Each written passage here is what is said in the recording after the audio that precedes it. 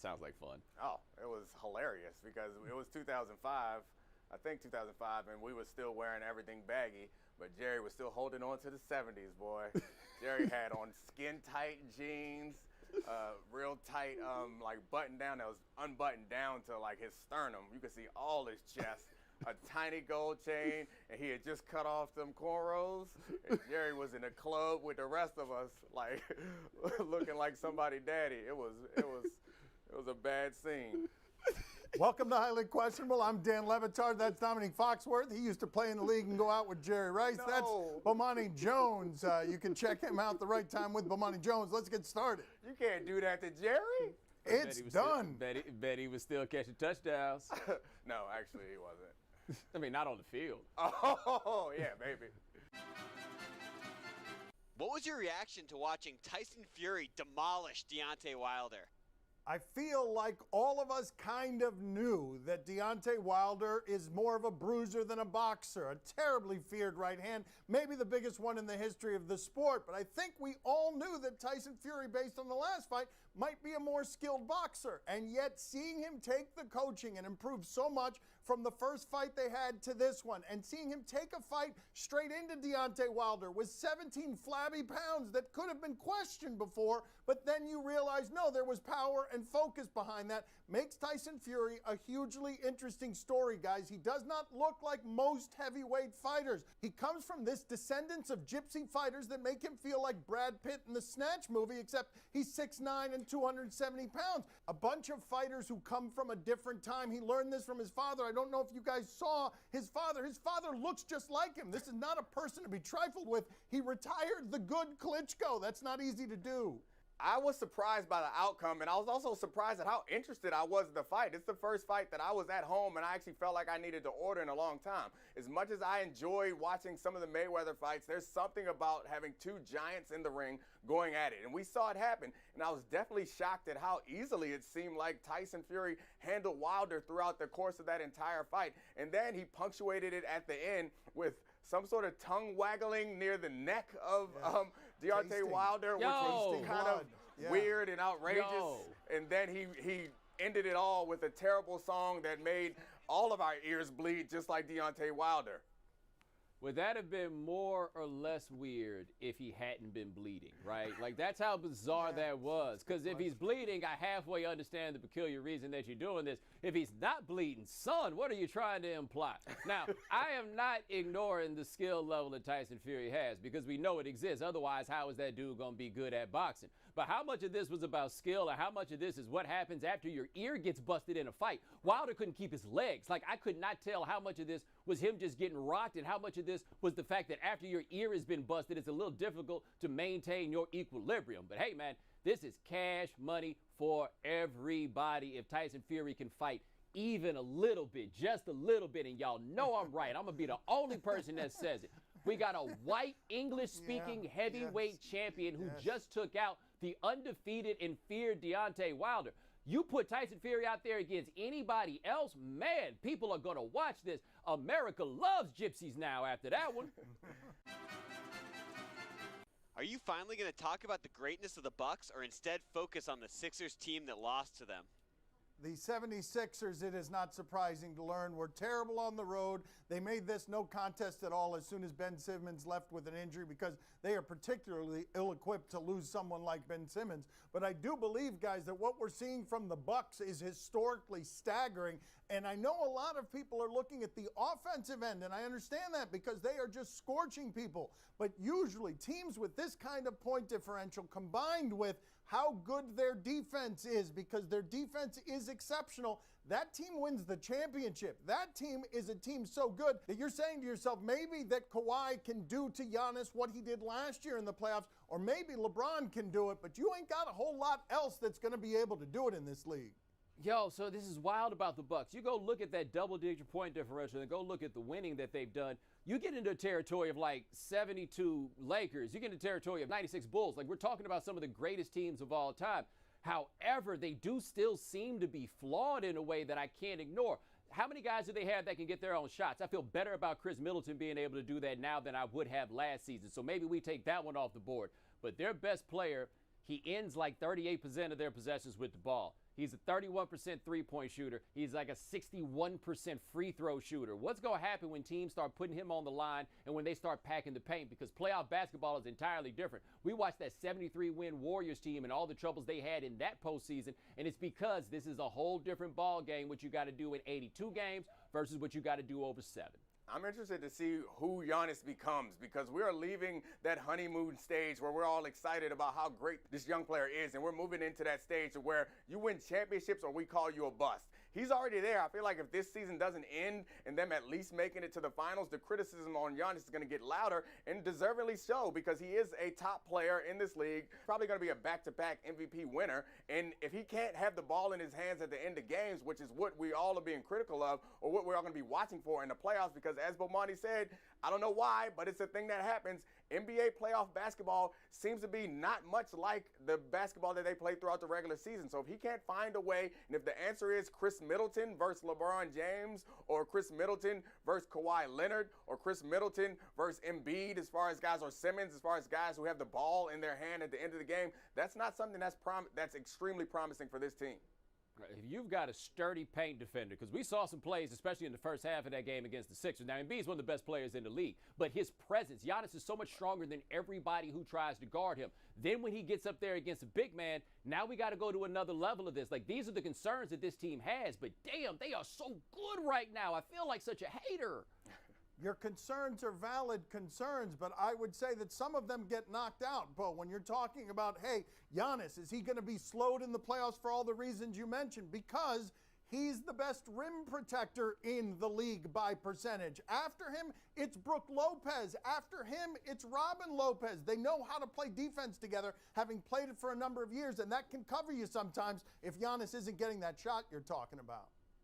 Has any 5 seed ever gotten as much coverage as this bad Sixers team? So much Yo, I coverage, thought it was just because I worked on a TV show with a bunch of Sixers fans on it. I threw it out the A block of my show. Somebody got to flex a little more over here. Does it make sense to you that a 42-year-old former Zamboni driver could even play in an NHL game, much less win it? Okay, this is a crazy story, and it was a fun story from this weekend. The details have emerged that are funny as well. He was paid nothing to do this. He was eating a Reuben sandwich before the game and had done legs in the weight room because he wasn't expecting to play, and he ends up getting out there and allowing 2 goals very quickly, but then he was never tested again. It makes me wonder how many people could actually do this if you weren't testing them, because to be fair to him, he was a Zamboni driver 5 years ago, not anymore, but he's been a maintenance worker for the last 5 years, and he's available in only these emergency situations. You shouldn't be able to do this at the height of athletics, but if you're not going to be tested, guys, it makes sense that you could stop the last 8 shots you saw if you were a goalie of any kind of expertise, and he does do this every day.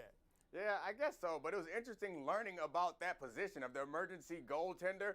That position is interesting because that guy was there, and he practiced with, and he's a part of the Maple Leafs organization, and he is there available to either team. He barely knew anybody on the Hurricanes, the team that he ended up playing for, and they all rallied around him and defended him and made his job a lot easier. But to me, that's crazy. During the game, he had on his headgear was more Maple Leafs related because he played for the Marlies, their lower level team. So that part to me blew my mind. And as a professional athlete, I'd be infuriated. I would make it my goal to go out there and embarrass this guy just because it doesn't look good for us. Getting those 2 goals off the top probably felt good, but it doesn't look good to have somebody who, like, essentially, they just pulled out the stands and threw out there and was good enough to win an NHL level game, but it's fun for the rest of us to look at. You damn right it doesn't look good. And in fact, why didn't we not hear about some people being fired? Right? I mean, like, I'm just saying, if they pulling dudes off the street and they the goaltenders and they stopping y'all and y'all can't win a game, nobody's getting fired for this. There's no accountability whatsoever in that operation. Y'all couldn't get no shots past the dude who just be around here in case somebody needs him. I was trying to be nice and find the happy side of the story, but I got to be honest. He did. He really took it to a dark place there. But that's the place where I want to go. Like, everyone talks about how important. Fire people? No, I don't care about people being fired, but we all talk about how important the goaltender is in hockey and how important having that guy is. Y'all just pulled the dude off the street. Can you imagine somebody getting a practice squad quarterback and giving him the ball and say, hey, go out there and win a game? No. What I'm saying is we can get bums off the street to stop y'all, man. How are we even selling tickets? Like, how, with a straight face, can we tell the people of Toronto? It's a very negative It turn blows to a my nice mind story. because the NHL is pushing this story out like, hey, everybody, look at our game. Yeah, but they it gotta also be points heated. out there how embarrassing their game is. They're like, hey, look at this fun story. But also, maybe our players aren't that good.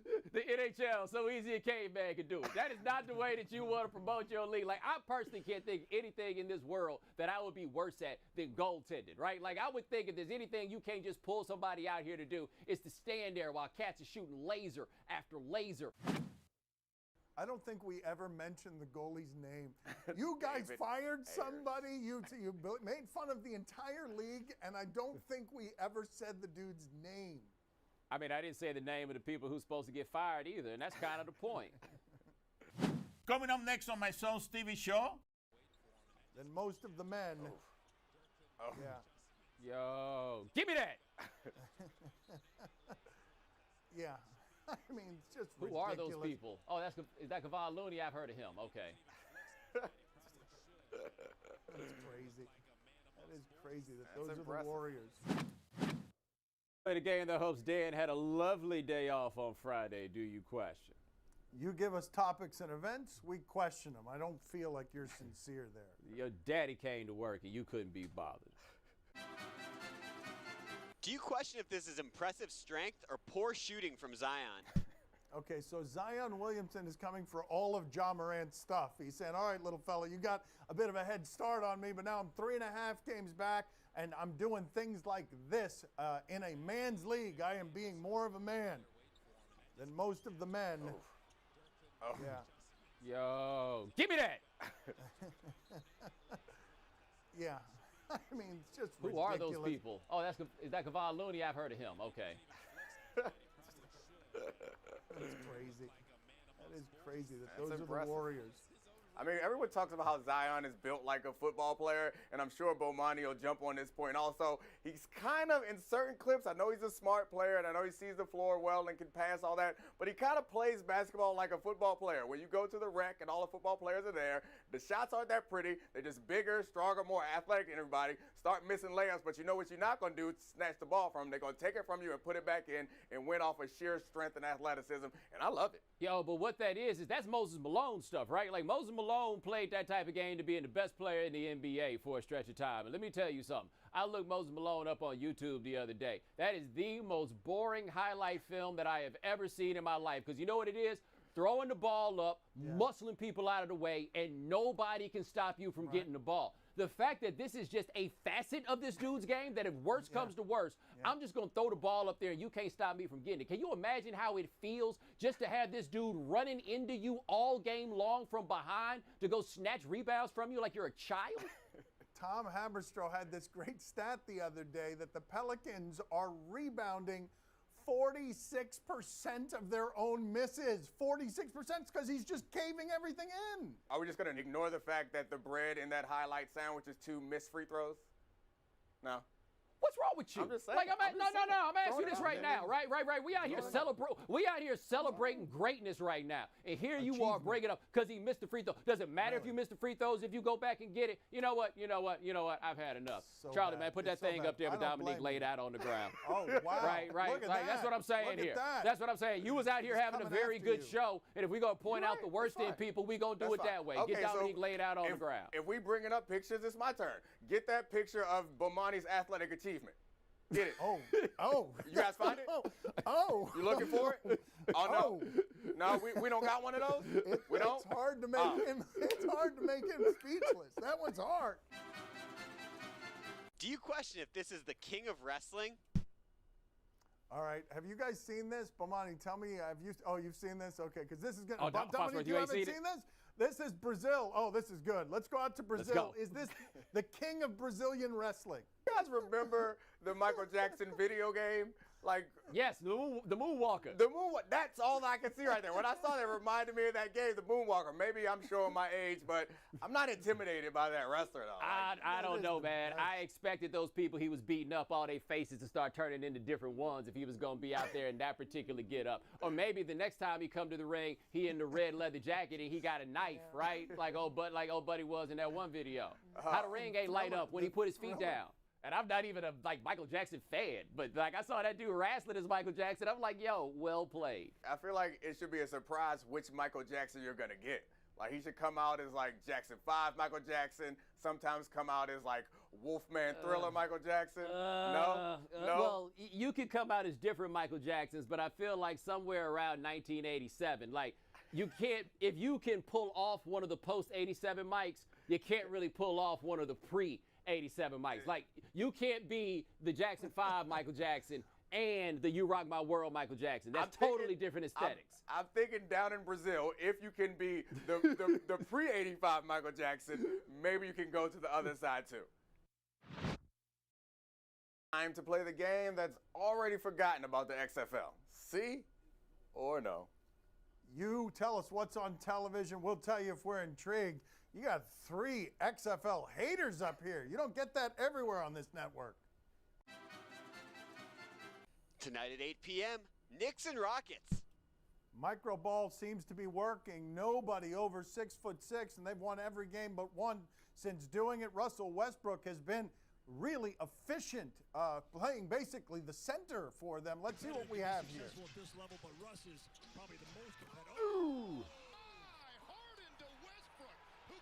He's been really efficient during this stretch. He's shooting over 50%. Yeah. Bomani, are you intrigued? I am intrigued, but I gotta say, this micro ball, right? That's the most pretentious thing I can think of. A small ball isn't good enough for you. You gotta try to make it sound fancier than it is, then fine. You don't like small ball? How about this? Little ball. Y'all out here playing little ball. And that's what I'm gonna call it from here on out. All right, I didn't mean to upset you. I'm sorry. Dominique, are you intrigued? I'm intrigued, and the little ball is working out, though. It's impressive. One of the things that it makes me think of, that team that we talk about gets too much credit in the Sixers, like, it suggests to me that there is a solution. You just need a coach that can find it, because there are not two assets that I think are more mismatched than Westbrook and the way that the Rockets play. And considering that they have D'Antoni and Harden, their style of play, there is no more mismatch out there, but they found a way to make it work. And that suggests that there is a way to make all groups of stars work, which means that there is hope for the Sixers. I'm sorry that somehow I made this about the Rockets. Why'd you make about this the about the Sixers? Because I Rudy wanted to Gobert upset just- Bomani. Rudy Gobert just glad you ain't making it about him. That's the second time Utah's gotten that work for them playing that little ball, and that's got to be embarrassing if you're supposed to be like one of the best big men in the league. Tonight on ABC, Oh, The come on, Bachelor. man. No, get out of here. You guys take it from here. I don't want to watch this. I don't watch the. Love of God. Dominique already said no. He's not intrigued. He's not watching. How about you, Bo? Are you intrigued? Didn't they just meet? Why you got Like, a gash on his head?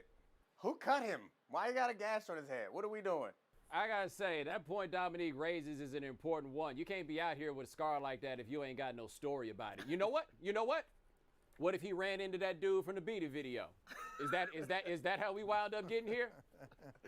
I would have more respect for that than what he's doing now. He actually hit his head on the side of a golf cart, Oh, how? checking into a hotel to go to his room. Oh, he got a hotel check-in related injury. Well, in that case, no, Yo, I'm not yo, I'm just- intrigued. And young lady, you ain't gotta do all this for a klutz. That's all the time we have for today. Thank you for watching. Dominique is at The Undefeated. Find him there. And The Right Time with Bomani Jones. Also, high noon, 4 p.m. Eastern. Dan, you don't even hate marriage anymore. Why you like this about them people trying to find love? Did I just say young lady? Have I officially reached that point in my life? Yeah.